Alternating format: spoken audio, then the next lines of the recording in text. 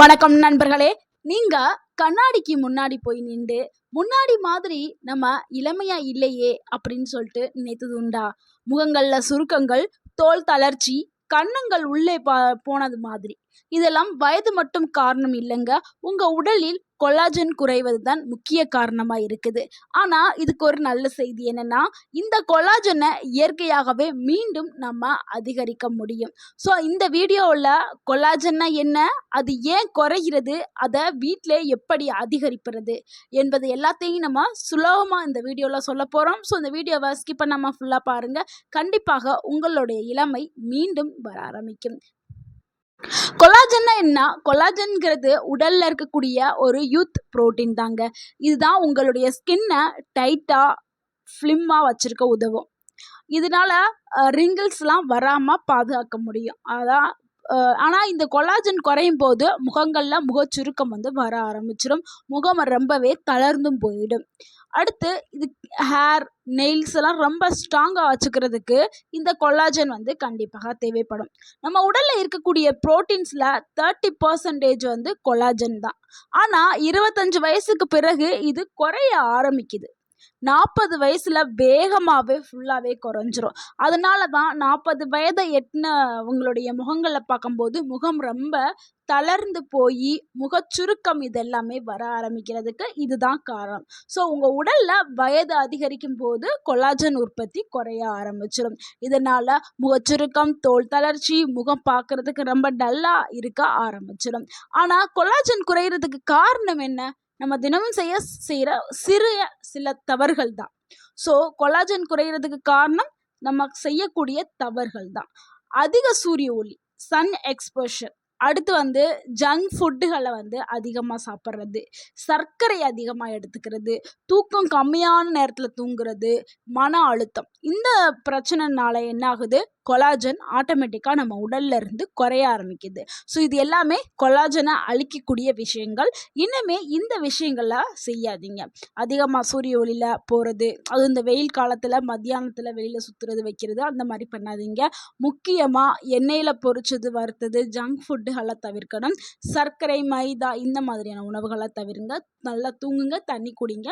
So உங்கள் மன அழுத்தத்தை போக்குறதுக்கு சில விஷயங்களை செய்யுங்க. இதுக்காக யோகா, மூச்சு பயிற்சி, இல்லை எக்ஸசைஸ் இந்த மாதிரி செய்யலாம். அடுத்து கொலாஜனை அதிகரிக்கிறதுக்கு சில உணவுகள் இருக்குது. அந்த உணவுகளை நீங்கள் எடுக்கும் பொழுது உங்களுக்கு ஆட்டோமேட்டிக்காக உடலில் கொலாஜன் உற்பத்தியை அதிகரிச்சோம். ஸோ கொலாஜனை அதிகப்படுத்தக்கூடிய உணவுகள் என்னென்னா விட்டமின் சி நிறைந்த உணவுகள் தாங்க. விட்டமின் சி நிறைந்த உணவுகள் என்னென்னா ஆரஞ்சு, லெமன், நெல்லிக்காய், இது எல்லாமே விட்டமின் சி அதிகமாகவே இருக்குது. அடுத்து கேரட், இதுலேயும் கொலாஜன்ஸ் அதிகமாக இருக்குது. தினமும் நீங்கள் ஒரு நெல்லிக்காய் சாப்பிட்டுட்டு வந்தீங்கன்னா உங்கள் உடலுக்கு தேவையான கொலாஜன் கிடைக்க ஆரம்பிச்சிடும். ஸோ உங்களுடைய முகம் எப்போவுமே ரொம்ப யங்காகவும் நல்ல ஸ்கின் டைட்டாகவும் இருக்க ஆரம்பிக்கும். அடுத்து லீஃபி, அதாவது க்ரீன் வெஜிடபிள்ஸ், அது கீரைகள் தான் நம்ம சொல்கிறோம். இதில் நம்ம முருங்கைக்கீரை, பாலக்கீரை, பசலைக்கீரை இதெல்லாம் எடுத்துக்கலாம். இதில் ரிச் ஆன்டி ஆக்சிடென்ட்ஸ் அதிகமாக இருக்கிறதுனால ஸ்கின் டேமேஜை தடுக்கிறதுக்கு பயன்படுது. ஸோ உங்களுடைய ஸ்கின்னை நல்லா ஸ்மூத்தாக வச்சுக்கிறதுக்கும் க்ளோயிங்காக வச்சுக்கிறதுக்கும் இந்த கீரைகள் பயன்படுது. அடுத்து நம்ம மூணாவதாக பார்க்கக்கூடிய உணவுகள் என்னென்னா நட்ஸ் மற்றும் சீட்ஸ் தாங்க. ஸோ இது இதில் நிறையாவே கொலாஜன்ஸ் இருக்குது. ஸோ இந்த நட்ஸ் அண்ட் சீட்ஸை கண்டிப்பாக நீங்கள் எடுத்துக்கிறணும். அதுவும் முக்கியமாக ஒரு 30 வயசை தாண்டிட்டாவே நீங்கள் இதை ஃபாலோ பண்ணினா தான் உங்களுடைய ஸ்கின் நல்லா டைட்டாகவும் சுருக்கம் இல்லாத ஒரு தோற்றமும் ஏற்படும். பாதாம் பருப்பில் கொலாஜன்ஸ் அதிகமாகவே இருக்குது. அது மாதிரி விட்டமின் இ நம்மளுடைய சருமத்தை இளமையாக வச்சுக்கிறதுக்கும் பாதுகாக்கிறதுக்கும் பயன்படுது. உங்களுடைய ஸ்கின் நல்லா க்ளோயிங் ஆகிறதுக்கு பாதாம் பருப்பு பயன்படுது. ஸோ இது என்ன பண்ணுறீங்கன்னா, நீங்கள் ஒரு 4-5 பாதாம் பருப்பை எடுத்து நைட்டு தண்ணியில் ஊற வச்சுட்டு காலையில் தோலை உரிச்சிட்டு நீங்கள் அந்த பருப்பு மட்டும் சாப்பிடணும். அதே மாதிரி வால்நட்டும் உங்களுக்கு நல்ல ஒரு கொலாஜனை உற்பத்தி பண்ணக்கூடிய ஒரு பொருளாக இருக்குது. அதே மாதிரி ஆளி விதை, சியா விதை, ஸோ இந்த 2 விதைகளுமே ஒரு சூப்பரான ஒரு கொலாஜன் உற்பத்தியை கொடுக்கக்கூடிய ஒரு விதை. அதே மாதிரி உங்களுடைய கெட்ட கொழுப்புக்கள் எல்லாத்தையுமே கரைக்கக்கூடிய ஒரு சூப்பரான விதைகள் தான் ஆளி விதை மற்றும் சியா விதைகள். ஸோ ஆளி விதைகளை என்ன பண்ணால் வறுத்து அதை பவுட்ரு பண்ணி நம்ம பயன்படுத்தணும். சியா விதைகளை வந்து ஊற வச்சு மட்டும்தான் எடுத்துக்கிறணும். அதாவது ஒரு டேபிள் ஸ்பூன் மட்டும்தான் பயன்படுத்தணும், அதிகமாகலாம் எடுக்கக்கூடாது. ஸோ சியா விதைகளை வந்து ஊற வச்சு தான் கண்டிப்பாக எடுத்துக்கிறணும். ஸோ இது அடுத்து பூசணி விதைகள். பூசணி விதைகளில் வந்து நிறைய என்ன இருக்குதுன்னா சிங்க் வந்து இருக்குது. ஸோ இது எல்லாமே வந்து என்ன பண்ணுது, நம்மளுடைய ஸ்கின்னை வந்து நல்லா பாதுகாக்கிறதுக்கு, ஸ்கின்ல ஏற்பட்ட இந்த டேமேஜஸ் எல்லாத்தையுமே ரிப்பேர் பண்ணுறதுக்கு ஒரு சூப்பர் உணவாக இருக்குது. இது எல்லாத்துலேயுமே விட்டமின் இ, சிங்க் இது எல்லாமே இருக்கிறதுனால இது ஒரு சூப்பர் உணவாக இருக்குது நம்மளுடைய ஸ்கின்னுக்கு. பூசணி விதைகளை நீங்கள் ஒரு கைப்பிடி விதை வந்து ஈவினிங் ஸ்நாக்ஸாக நீங்கள் சாப்பிட்டுட்டு வரலாம். அடுத்து 4வது ப்ரோட்டீன் ரிச் ஃப்ரூட் வந்து எக்கு, ஃபிஷ்ஷு, சிக்கன் இது எல்லாமே வந்து கொலாஜன் உருவாகிறதுக்கு ப்ரோட்டீன்ஸ் வந்து மிகவும் ரொம்ப முக்கியம். ஸோ இது எல்லாமே வந்து இந்த ப்ரோட்டீன்ஸ் வந்து கொலாஜனை வந்து உற்பத்தி பண்ணும். ஸோ இந்த எக்கு, ஃபிஷ்ஷு, சிக்கன் சாப்பிட முடியாதவங்க ப்ரோட்டீன்ஸ் அதிகமாக இருக்கக்கூடிய பயறு வகைகள், கொண்டைப்பயிறு, பாசிப்பயிறு இந்த மாதிரி பயறு வகைகளையும் எடுத்துக்கிறலாம். அடுத்து வந்து 5வது பார்க்கக்கூடிய ஒரு உணவு என்னன்னா அதுதாங்க தேங்காய், கோகனட். இதில் வந்து ஹெல்த்தி ஃபேட்ஸ் வந்து இருக்குது. ஸோ இந்த ஹெல்த்தி ஃபேட்ஸ் என்ன பண்ணுதுன்னா ஸ்கின்னை வந்து நல்லா மாய்ஸ்சரிங்காக வச்சுக்கிறதுக்கு உதவி பண்ணுது. ஸோ இந்த உணவுகளை கண்டிப்பாக எடுத்துக்கிறணும். அடுத்து நம்ம முக்கியமாக ஒன்று பார்க்க போகிறோம், நேச்சுரல் கொலாஜன் ட்ரிங்குங்க. ஸோ நம்மளுக்கு வந்து நேச்சுரல் கொலாஜன் உற்பத்தி அதிகப்படுத்துறதுக்கு ஒரு ஜூஸ் தான் நம்ம பார்க்க போகிறோம். இதை நீங்கள் தினமும் குடிச்சிங்கன்னா கண்டிப்பாக உங்கள் உடலில் டிஃப்ரென்ஸ் நல்லாவே தெரிய ஆரம்பிக்கும். ஸோ அதுக்கு தேவையானது என்னென்னா, இந்த ஜூஸை ரெடி பண்ணுறதுக்கு தேவையான பொருட்கள் என்னென்னா லெமன், ஹனி, வார்ம் வாட்டர்.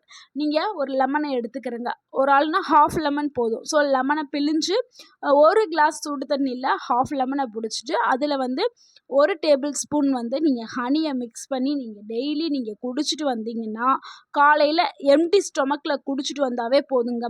உங்கள் உடலில் இருக்கக்கூடிய கெட்ட கொழுப்புக்கள் எல்லாமே குறைஞ்சு போயிடும். உங்களுடைய ஸ்கின் நல்லாவே க்ளோயிங் ஆக ஆரம்பிக்கும். கொலாஜன்ஸ் வந்து அதிகமாகவே இன்க்ரீஸ் ஆக ஆரம்பிக்கும். ஸோ உங்கள் உடலுக்கு வந்து நல்ல ஒரு ஆரோக்கியம் கிடைக்க செய்யும். சொன்னா என்னதுன்னா லெமன், ஹனி வாட்டர் தாங்க. ஸோ இது நல்ல ஒரு ரிசல்ட்டை வந்து கொடுக்கும். ஸோ நீங்கள் மற்ற பொருட்களை போய் கொலாஜன்ஸ் சில பேர்ல என்னன்னா கொலாஜன்ஸ் பவுட்ரு வாங்கி சாப்பிடுவாங்க. ஸோ கண்டது கழுதையும் சாப்பிட்டு சிலருக்கு உடலுக்கு வந்து ஒத்துக்காது. அதாவது வந்து நிறையா வந்து ப்ரிசர்வேட்டிவ்லாம் சேர்த்துருப்பாங்க. ஸோ அதனால நிறைய பிரச்சனைகள்லாம் வரும்.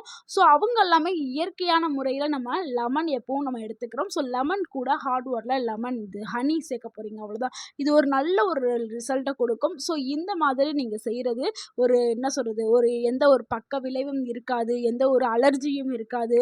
ஸோ இது வந்து ஈஸியாக நல்ல ஒரு ஆரோக்கியத்தை கொடுக்கக்கூடியது. ஸோ இதை நீங்கள் ட்ரை பண்ணலாம். அடுத்து வெளிப்புற பராமரிப்புக்கு என்ன பண்ணலாம்னா, நம்ம வந்து டெய்லியுமே வந்து என்னென்னா ஆலோவேரா ஜெல் இருக்குல்ல, வீட்டிலே நம்ம எல்லார் வீட்லேயுமே கத்தாழை வளர்ப்போம். ஸோ அந்த கத்தாழை உள்ளே இருக்கக்கூடிய வெள்ளை கலரில் இருக்கக்கூடிய அந்த சோற்று பகுதி இருக்குல்ல, கத்தாழையோட சோறு, அதை வந்து நம்ம டெய்லி அப்ளை பண்ணிட்டு வந்தால் நம்மளுடைய ஸ்கின் வந்து நல்லா டைட் ஆக ஆரம்பிக்கும். ஸோ தளர்ந்து போன ஸ்கின்னை டைட் ஆக்குறதுக்கு கத்தாழை ஒரு சூப்பரான ஒரு மெடிசனாக இருக்குது. அடுத்து வந்து 2வது வந்து பாலும் மஞ்சளும். ஸோ இது வந்து நம்ம பாலும் மஞ்சளும் கலந்து காய்ச்சாத பால், பச்சை பால், பசும்பால் இருந்துச்சுன்னா பசும்பால், இல்லை கடைப்பால் எதுனாலும் ஓகே. பால், மஞ்சள் 2யும் கலந்து நீங்கள் ஃபேஸ் பேக்காக யூஸ் பண்ணிட்டு வந்தீங்கன்னா ஸ்கின் நல்லாவே க்ளோ ஆகும். நல்ல இன்ஸ்டண்ட்டான ஒரு க்ளோ வந்து கிடைக்க ஆரம்பிக்கும். அடுத்து ஐஸ் க்யூப் எடுத்து நம்ம வந்து மசாஜ் கொடுக்குறது. இதனால் நம்ம ஸ்கின்னுக்கு நல்ல ஒரு பிளட் சர்க்குலேஷன் அதிகமாகும். இதனால் வந்து முகச்சுருக்கமெல்லாம் குறைய ஆரம்பிக்கும். அடுத்து ஹெல்த்தியான சில டிப்ஸ் கொடுக்குறேன். இந்த டிப்ஸையும் அது கூட சேர்த்து நீங்கள் ஃபாலோ பண்ணிங்கன்னா வேகமாகவே நல்ல ஒரு ரிசல்ட் வந்து உங்களுக்கு கிடைக்கும். அது என்னதுன்னா தூக்கம் தாங்க, வேறு ஒன்றுமே இல்லை. ஏன்னா எல்லோரும் வந்து ஒழுங்காக நம்ம தூங்க மாட்டோம். ஸோ 7லேருந்து 8 மணி நேரம் கண்டிப்பாக இரவில் வந்து தூங்கணும். ஸோ அப்போ தான் கொலாஜன்ஸ் வந்து உங்களுக்கு வந்து உற்பத்தி ஆகும். அப்புறம் முகங்களில் இருக்கக்கூடிய அந்த டேமேஜ் எல்லாத்தையுமே வந்து கொலாஜன் போய் ரிப்பேரும் செய்யும். ஸோ அதனால நல்லா தூங்கணும். அடுத்து வந்து 2வது பாயிண்ட் என்னன்னா, எக்ஸர்சைஸ் தாங்க. டெய்லி 20 நிமிஷமாவது நல்லா வாக்கிங் வந்து போங்க.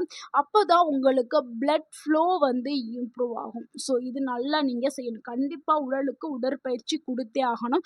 அடுத்து 3வது விஷயம் வந்து ஸ்ட்ரெஸ்ஸ குறைக்கிறதுக்கு சில மூச்சு பயிற்சி. நீங்க எக்ஸர்சைஸ் வாக்கிங் போனாவே ஆட்டோமேட்டிக்கா வந்து ஸ்ட்ரெஸ் குறைஞ்சிரும். ஸோ மன அழுத்தத்த குறைக்கிறதுக்கு உங்களுக்கு பிடிச்சமான விஷயங்கள நீங்க செஞ்சாவே குறைஞ்சிரும். இல்ல மூச்சு பயிற்சி, யோகா அந்த மாதிரியும் பண்ணலாம். ஸோ இந்த மாதிரிலாம் பண்ணும்போது உங்களுக்கு கொலாஜன்ஸ் வந்து உற்பத்தி வந்து அப்படியே இருக்கும். ஸோ இந்த மாதிரி நீங்க செய்யலாம். ஸோ 7 நாள் சேலஞ்ச் நம்ம பார்க்கலாம். ஸோ இந்த 7 நாள் சேலஞ்ச நீங்களும் ட்ரை பண்ணி பாருங்க.